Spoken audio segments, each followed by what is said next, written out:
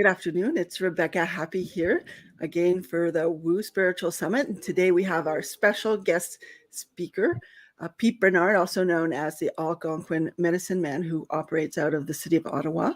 And he's going to tell us a little bit about himself and what we can expect to hear from him when he comes to the event. I'm so happy to meet you here in this format. And thanks for joining us. Thank you very much for having me, Rebecca. Yeah. So I'm sure there's lots of people who know who you are, and as equally, there's probably lots who don't. I'm a big fan. My name is Pete Bernard. I'm an Algonquin healer, and you might say I do hybridized shamanism. So hybridized is any form of like earth-based healing that, it blends certain aspects of things, or it has grown from its root. It's not limited to it. So with our understanding of healing, how it has progressed, how it changes, it's basically that exploration of the human experience of how do we live, why do we live, and more importantly, how do we heal the things that happen to us or for us in our lives. Yeah, so whereabouts in sort of, you just turned 40, happy birthday, but 49. whereabouts, 49? Yeah. I heard 40, look at that, 49. Okay, and 49. So whereabouts in your journey did you go, well, like, I need to do this path? I really felt that you had to embrace it and make it sort of your life purpose. I think around age 9, for sure, I knew that enough things had gone wrong, that it had changed me from who I initially was. It was very difficult to identify with myself before then, and it's not because I have no memory, but the memory I have was pretty traumatic. So I think in our lives, part of you're trying to not lose anything else in your life. A lot of people live their life that way. It's like, I just don't want anything else bad to happen. I don't want to lose anything more, but we never think about trying to gain. And I had already lost a lot of myself, I think, by that time. So this idea of healing was not something I wanted to do. It was just something I needed to do. And so did you have people around you that helped you out, or like how did you call yourself the Algonquin Medicine Man? I remember the first time I reached out on Facebook, kind of made a joke about it, but it's like, and you're 8 years old and you go, okay, this was crappy. I need to do some healing. But who was there to sort of guide you? My grandfather lived next door, and he would always tell me stories, and I didn't realize the stories were journeys, and they were ideas about healing. They were concepts about how you could use your mind. So almost like children's stories in a way, to meet you where you are, and then to take you, to acknowledge your experience, but then to get to a point of when do we resolve this, and how do you get a different version of yourself to evolve. What I've learned in healing, personally, is that you can't get back who you were. You can, or you can't? You cannot. The reason is that you would have changed anyway. I mean, you would have evolved in good ways. You would have grown in positive ways as well as trauma. But I was in love with this idea that I can get back who I was, and spent a lot of time fruitlessly trying to do that. I never realized I should maybe be trying to change or evolve who I am to become more of how I want to be. And when did that sort of come to you? Probably around 40 that you had mentioned. Okay. This idea, I was always one journey away. I was always one healing away from getting back this younger version of me before everything went wrong. And when I came to the realization that's not going to happen, it was me talking with another part of myself. And it's like, that's not going to happen. Like, even if nothing traumatic had happened, you would have evolved, you would have changed, you still would have dated, fell in love, gotten your heart broken, other things would have happened. So the idea is that this part of ourselves before we get hurt is so very, very sacred that sometimes we don't look at who you already are. It's also already sacred. So we're in love with an idea of who we were as opposed to accepting who we are.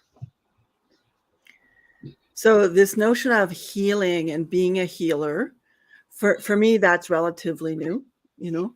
Um, where did that come to you during all of this process of like learning from the stories that your grandpa was speaking to you, and trying to like get back and then realizing, no, it's about being the best you are, kind of thing. But where did that concept of healing enter as a I, healer, to be the healer? I think the idea was when I was growing up, there was a lot of trauma in my own life, and Hmm. there was a lot of looking at where I was growing up in the world, and I just saw a lot of people who were hurt, maybe not exactly like me, but who were hurt. And I just saw a lot of things that were not working, or people who didn't have access to anything. And I didn't understand the light so much that people talk about. Hmm. Definitely understood the dark. Okay. I understood what happens when you get angry, when you get afraid, and when you act from those two emotions. I understand what your life is going to become without exception. And I understand that when you're trying to protect yourself, you're not going to grow. And I know where that leads. So I think there's this idea of me having made so many mistakes. Um, Healing was really me gently trying to touch someone metaphorically on the shoulder, saying, "Look, I've been down there. Right. You do not want to go down there. You do not want to live from fear. You do not want to live from anger. You don't want to live from regret. It's not a way. You're not going to be able to protect yourself in a way and that you think you can, and then expect to be able to love somebody, because you're always going to be guarded loving. You're going to be guarded receiving. You're going to be gun shy of the universe itself." Hmm. Hmm. So I think maybe it's more of a reverse engineering of understanding the wound more in a lot of ways. And when you understand something enough, you kind of demystify the wound. So the magic comes in healing, which is a natural ability that we all have. do, do you think like that your strength in being a knowing so much about the darkness, or and not the light, is that sort of what makes you distinctive in this sort of community of healers in the city? Because I've gone to a number of your soul, your evenings of the soul event, where it's like with 150 people kind of thing, and you often um, talk about sort of embracing it and just watching it, or you can't, if you're going to be 100% yourself, you need to have both that light and dark. And do you like, I think that's a differential, because we don't like that part. Correct.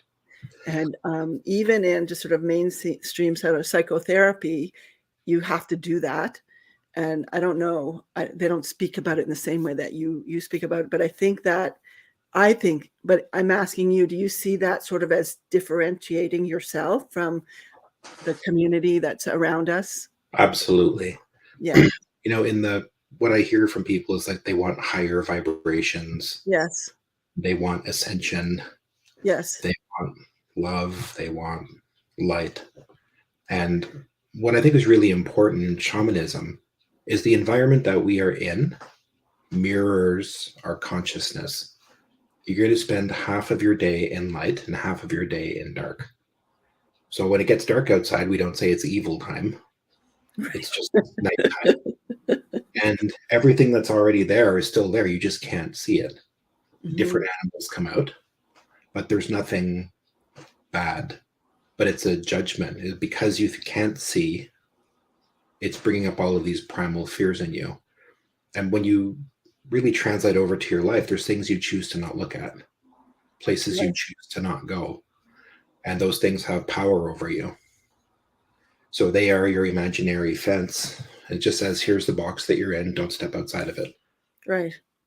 So that fence is made out of fear and anger and a lot of other limitations. And the idea that your life could be any different than what it is kind of scary. So I tell people is that creator wouldn't have made dark, would not have made nighttime if it was bad. And it's a metaphor for your unconscious mind. Like so much, like 93% of your mind is non-conscious. So people think that they're super conscious beings, assuming you're using your whole brain. You're using 7% of your consciousness. So that 93 is a really big number you can't get away from. Right. So I tend to not tell people, I don't tell people the light, fluffy things, but I also don't scare them. I normalize healing. And it's like, something can be hurt. That doesn't make it bad. Something can scare you, but it doesn't make it necessarily scary. Things can be, the thing that hurt you can equally be afraid. And the thing that hurt you may have gotten hurt itself. So I try to normalize that, and it kind of takes a lot of the, the overemphasis on its abilities away from it. So when I look at the things that have hurt me, even the people weren't bad. The people who hurt me were hurt. So I can't judge them for being hurt. And we always say, a person should know better. Well, according to whom? Yeah. If you had a family that didn't like to talk about things and like to sweep everything under the rug and wanted to just maintain a status quo, those conversations don't take place. So I think if you make the assumption that people don't know what you know, it's easier to really be present for people and yourself. So do you think like you have one child or you have more than one child? I have two children. Children. Like that experience as being a father to like the pure light and your ability to do your journey, do you think that they helped crack the barriers that you put yourself in and helped you get? They broke every barrier that I ever had. And the reason is, even before them, I didn't have to worry about anybody else. Mm-hmm. I could kind of be very self-aware, self-centered, whatever you want to call it. But at that moment that you have to become loving and present for somebody other than yourself is a really big deal. And when you do that, if you choose to do that, you learn so much. Because in the nicest way, I don't parent my children the way I was parented. Mm-hmm. It doesn't make my parents bad. Mm-hmm. It just means that my values are different. So when I had children, I realized it wasn't for my convenience. You're not going to do what I do or say what I say. You're going to be your own person. You're a little person, and my job is to help you with that.